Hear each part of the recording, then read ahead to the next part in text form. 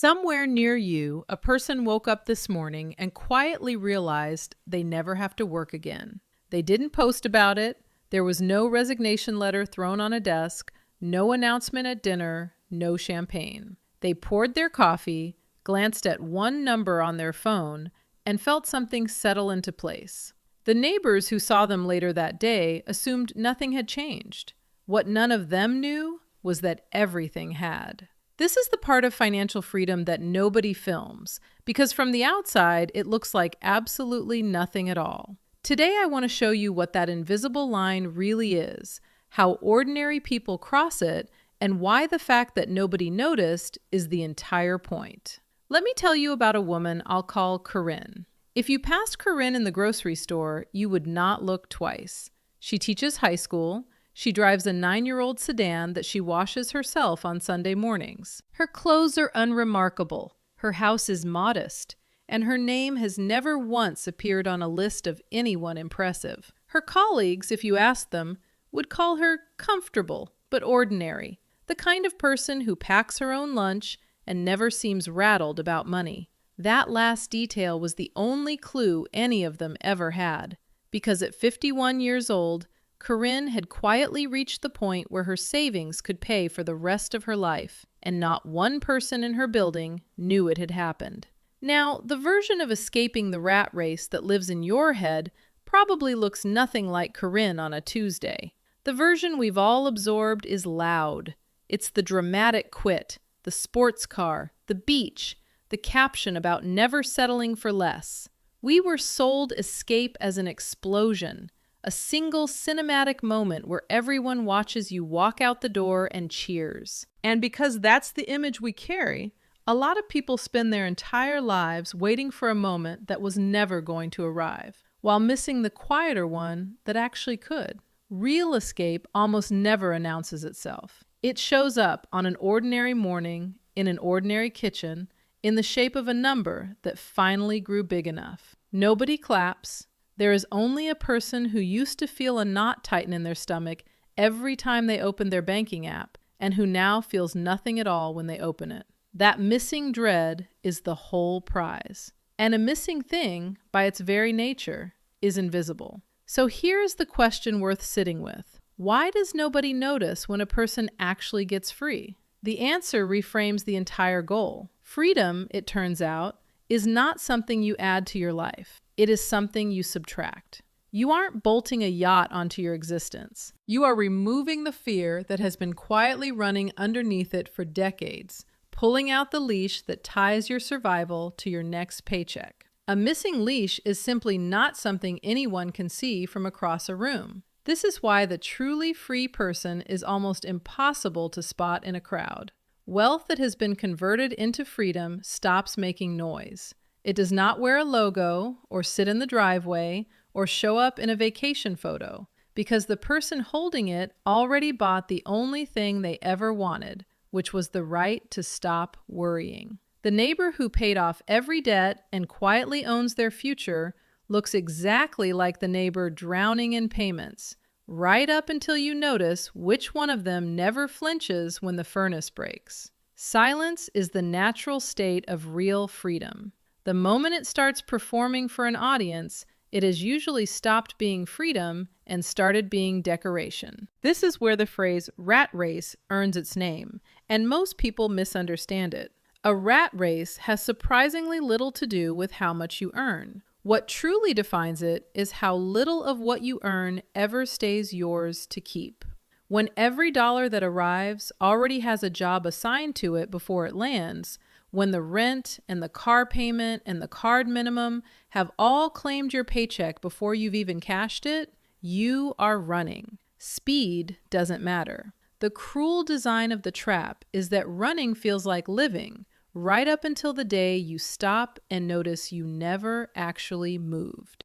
Sit with what that treadmill feels like from the inside, because the exhaustion is rarely about the work itself. It's the low hum of Sunday evening dread, the reflex of doing quick math in your head before a dinner out, the way a single surprise car repair can quietly ruin an entire month. What makes it so hard to see is that it disguises itself as a good life. The apartment is nice, the car is new, everything looks like success from the outside, which is exactly why so few people recognize the cage they are standing in.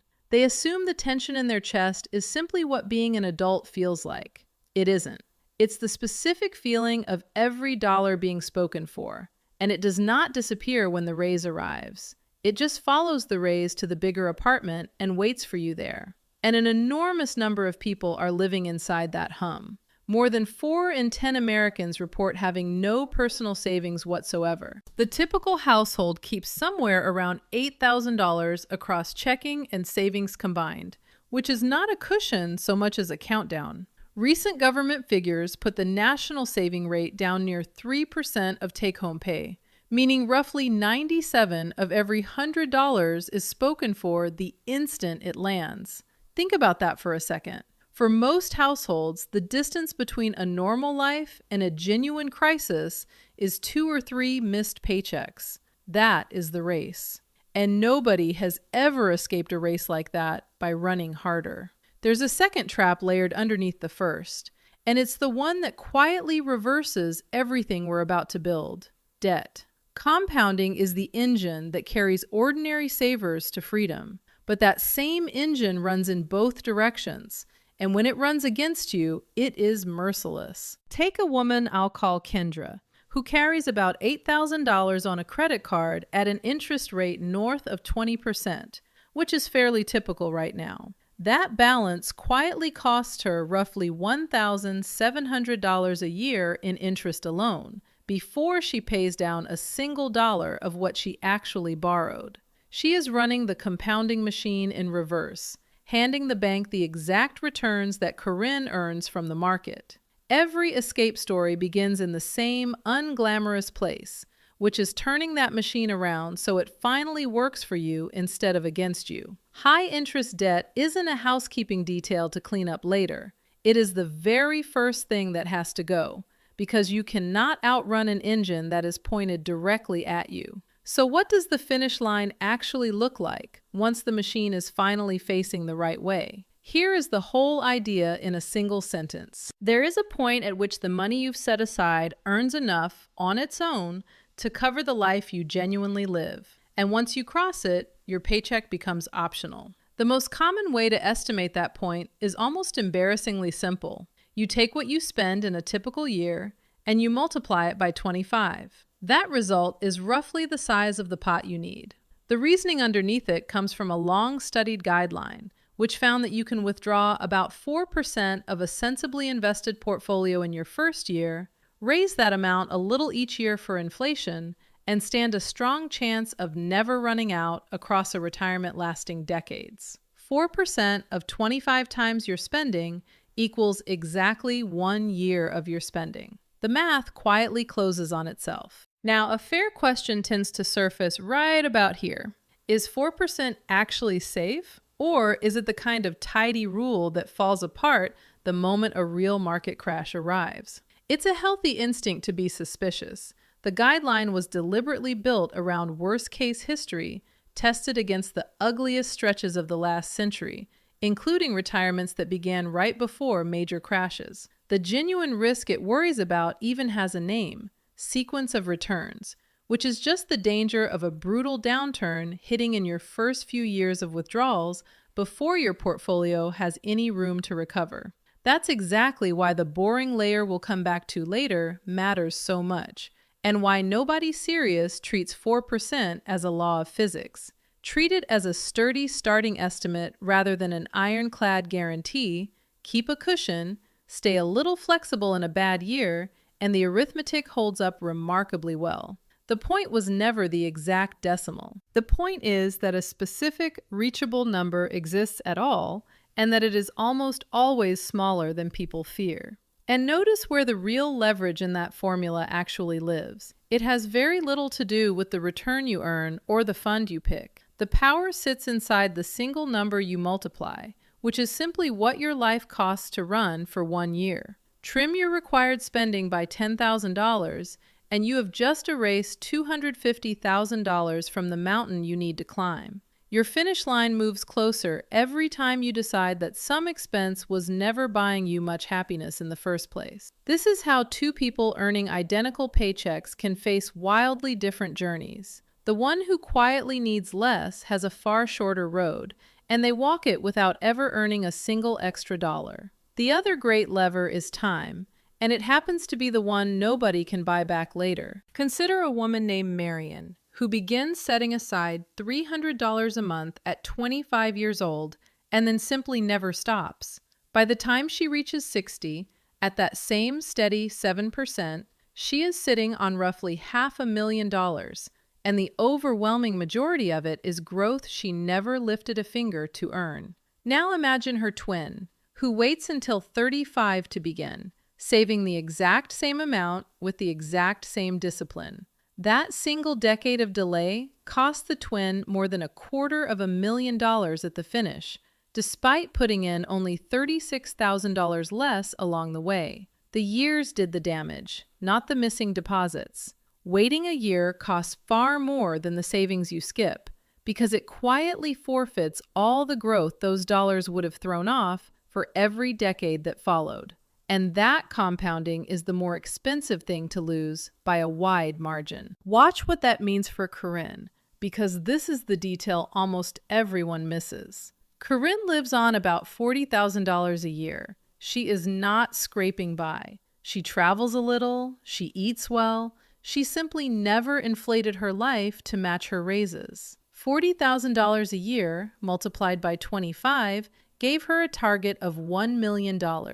That was the line drawn on the floor, and a public school teacher earning $61,000 a year walked calmly across it. How she did it is where the boredom becomes beautiful. She set aside about $16,000 a year, a little over a quarter of her income, poured it into plain, low-cost index funds, and then left it completely alone for a quarter century. There was no tinkering, no panic selling when the headlines turned frightening, no chasing whatever happened to be hot that year. Over 25 years, at a long-term average return of about 7%, those steady contributions grew into just over $1 million.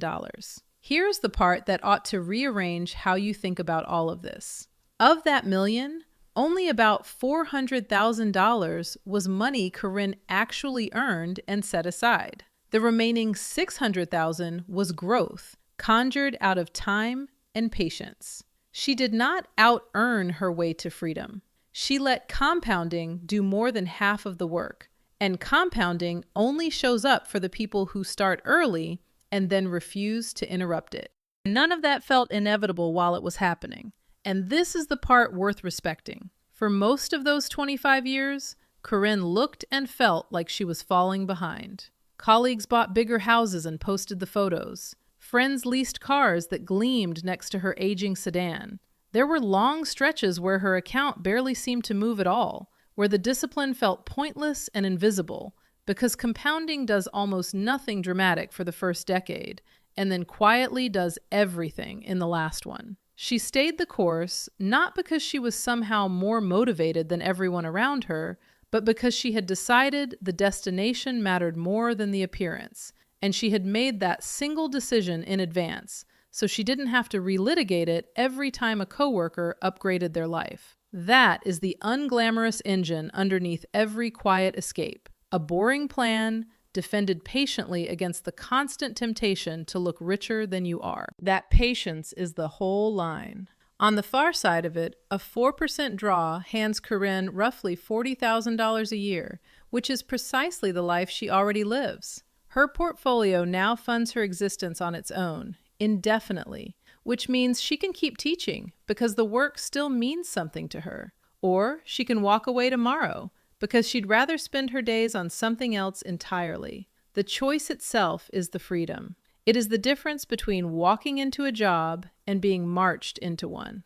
And nobody in her school building has the faintest idea that particular door has quietly opened for her. Which brings us to the person almost everyone assumes has already won.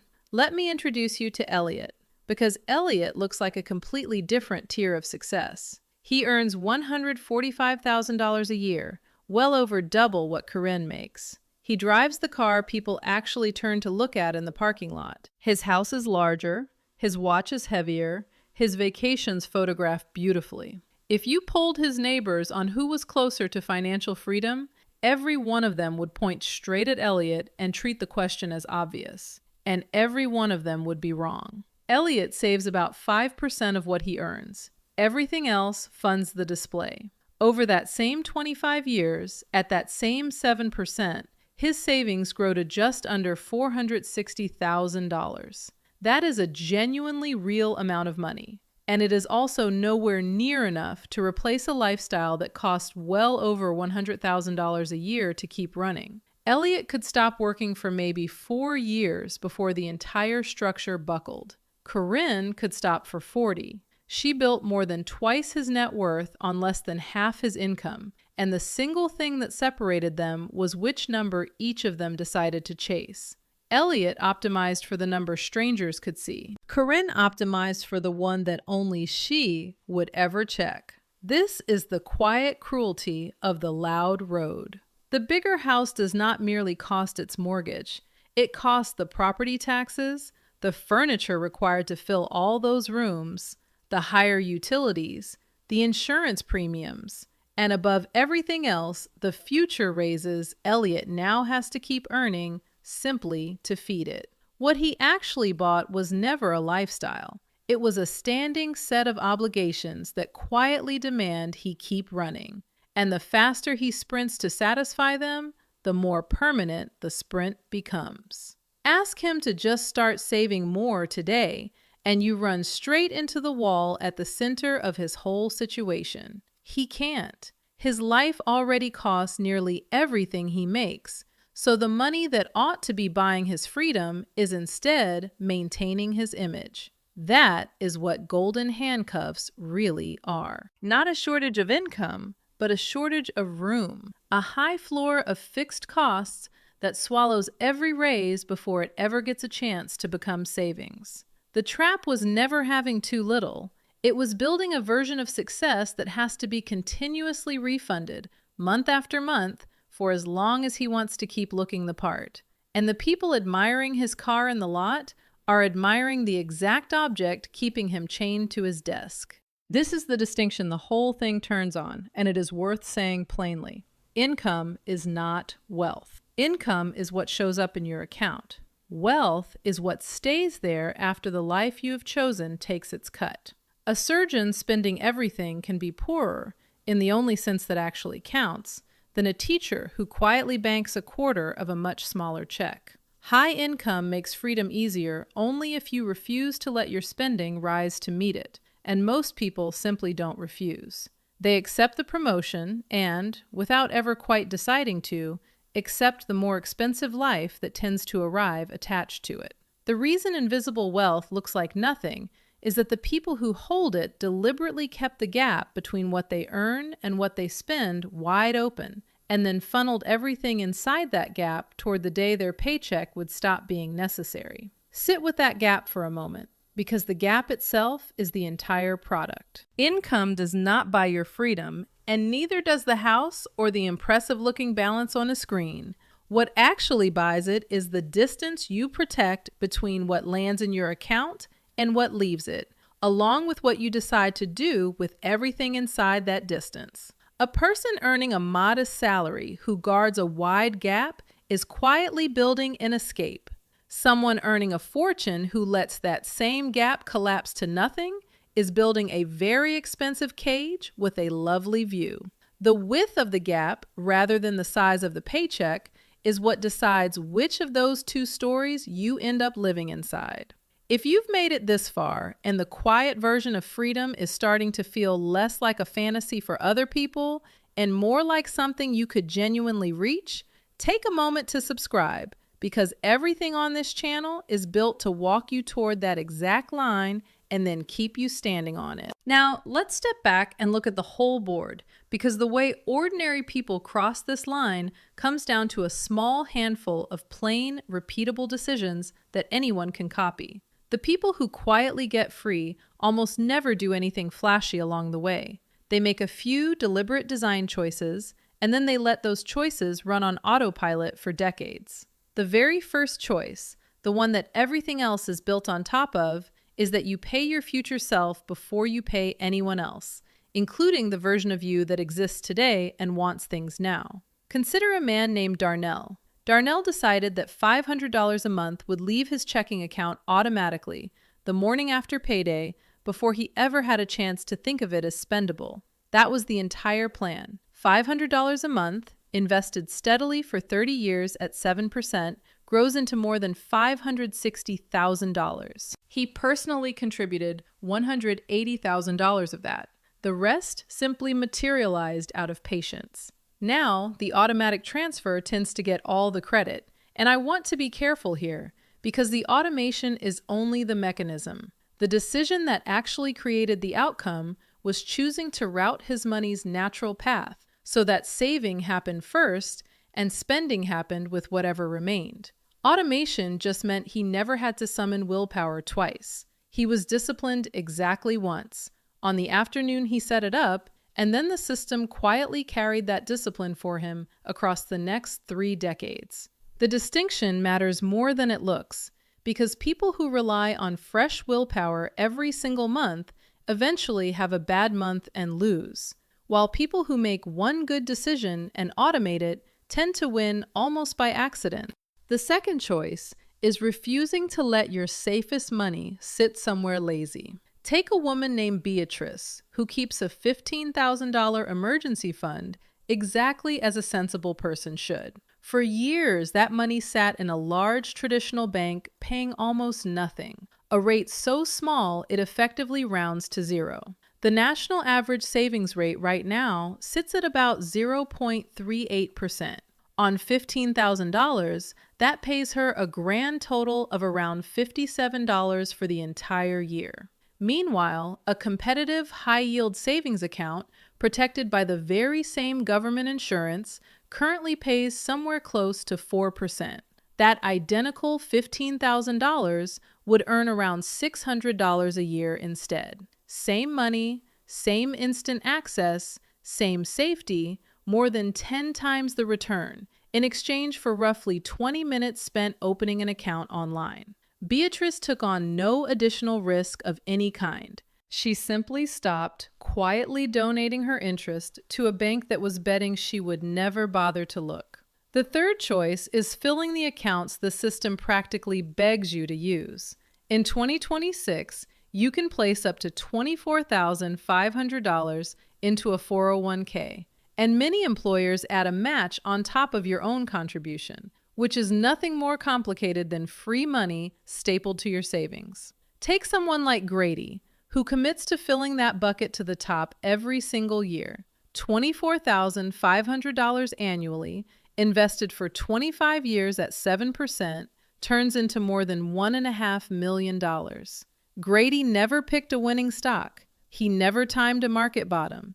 And he never did a single thing you would bother retelling at a dinner party. He filled a tax-advantaged account to the brim year after year and let it compound in the dark. That is the sort of number that makes accountants quietly nod in respect. Notice what none of these 3 people did.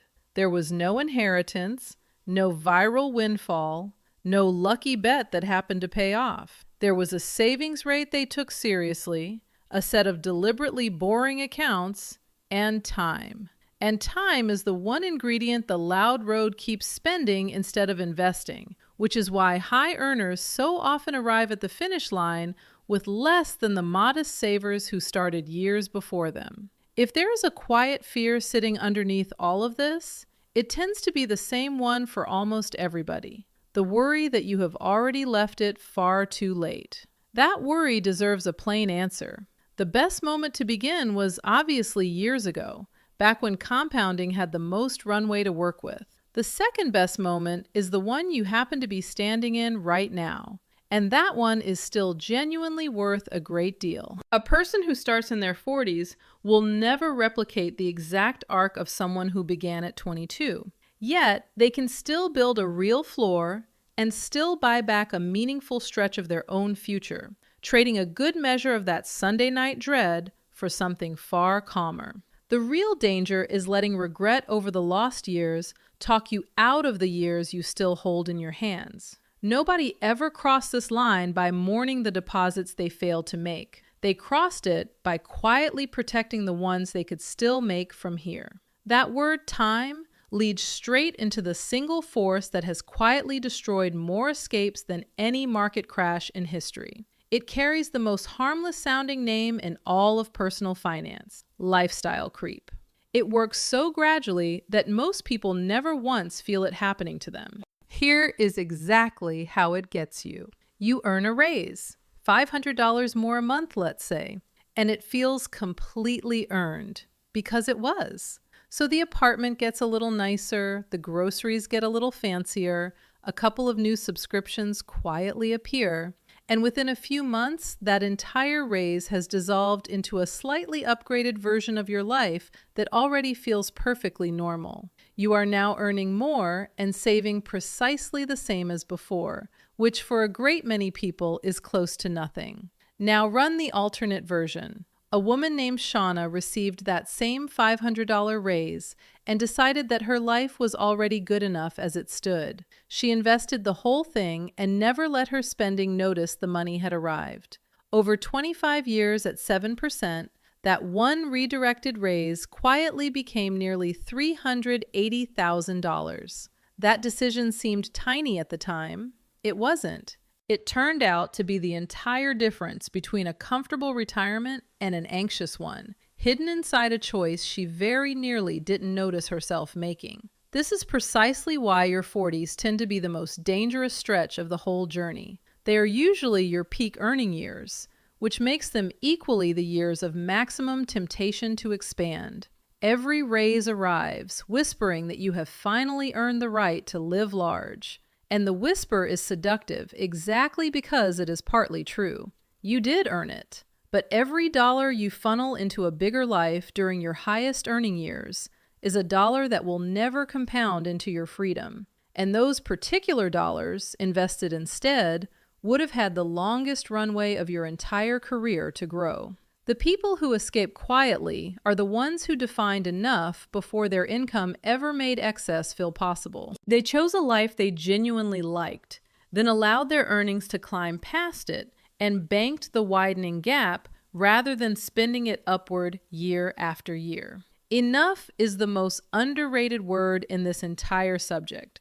If you never pause to define it, no income on earth will ever feel like plenty. And the finish line will keep sliding away from you at exactly the same speed you approach it. That sliding finish line is worth pausing on because there is a version of this trap that catches even the people who do everything else right. Consider a man named Victor who actually reached his number, somewhere close to $1.5 million, and then could not bring himself to stop. Every year he told himself, just one more year, one more raise, one more cushion against a disaster that never came. He had built the freedom and then refused to spend it, mistaking the endless accumulation for safety long after it had quietly become its own kind of cage. Victor's problem was never financial. He had solved the money years earlier. His real problem was that he never gave himself permission to cross the line he had already reached. Defining enough isn't only a spreadsheet exercise you do at the very beginning. It is also the permission slip you have to sign at the end.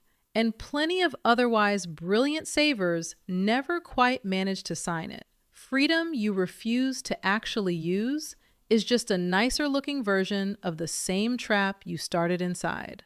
So let's return to the strange idea we opened with. Why is being unnoticed the actual goal rather than a sad little consolation prize handed to the people who couldn't afford to be flashy? Because the alternative to invisible freedom is visible dependence, and a startling number of people are living inside it without ever seeing the walls. Consider what waits at the end of the loud road for someone who never built their own foundation. The average retired worker in America currently collects about $2,071 a month from Social Security, which works out to just under $25,000 a year. That figure did rise recently by 2.8% to help it keep pace with inflation. And full retirement age now sits at 67 for anyone born in 1960 or later. But look honestly at the size of it. $25,000 a year is a floor built to keep you from hitting the ground, not a hammock built to let you rest.